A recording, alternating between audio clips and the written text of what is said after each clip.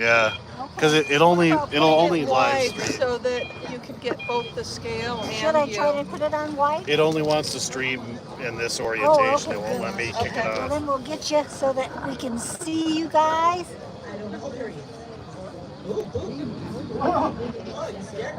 There we go. We're back on. All right.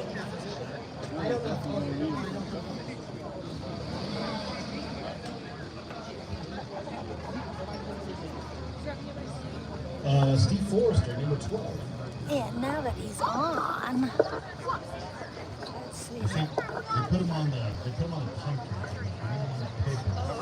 Memo for next time. We have a new administration at the RMGBG. We'd like to give a round of applause. Everybody, round of applause to Jason, the new president of the club, please. Yay, Jason! Jason, Brad, something or other guy, vice president, and all the board members. Thanks everybody for volunteering your time to help make Pumpkin Giants Way-Offs happen. If you are interested, join the club. The club has 3 or 4 events a year. We have a patch tour where we go check out everybody's pumpkin patches.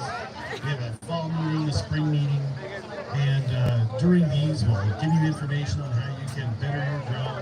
You can talk to people who know what they're doing, or at least claim to, and we'll help you out with tips and tricks so you can grow giant pumpkins yourself. So this is called a lifting ring. One of the questions pumpkin growers get asked most frequently is, how do you move it?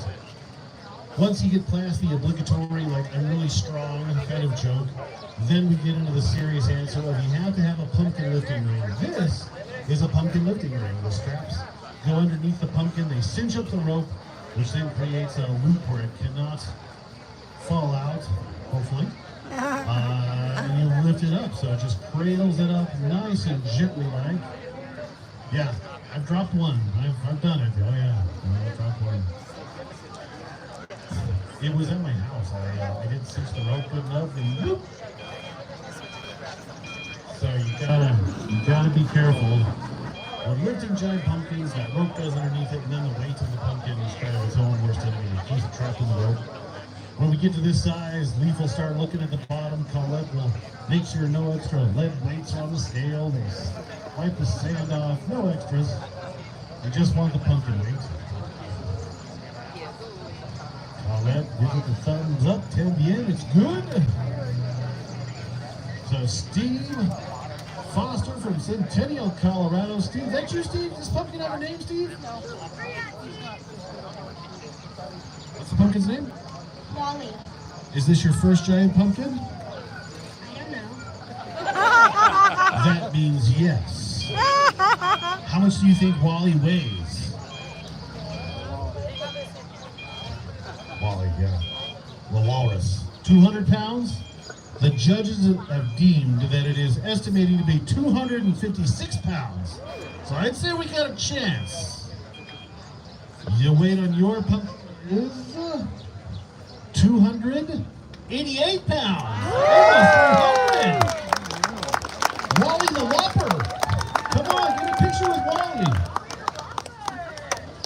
I love your sunglasses. Those are awesome. Nice. All right, round of applause for Scott or Steve and Wally. Good job. Next year we want to see 600 pounds. Good job. 150 square foot? That's not a lot of space, so that's an excellent job.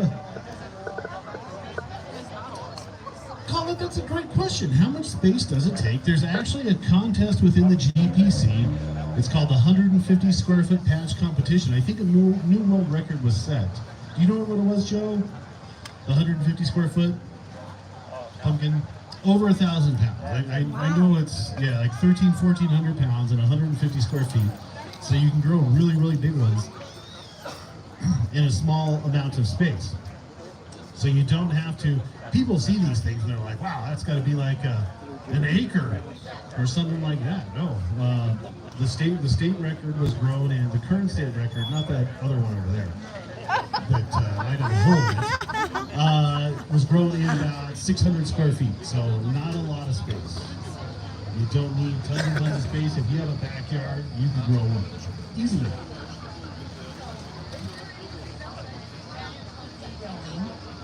Is there new ways to grow where you guys always used to grow outdoors in fields? I'm hearing more and more over the years people are covering greenhouse growing. Is that an advantage that you feel is fair?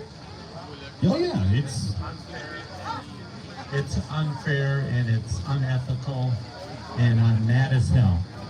oh. says the guy when all of his pumpkins are covered. Yes, so greenhouses are relatively new.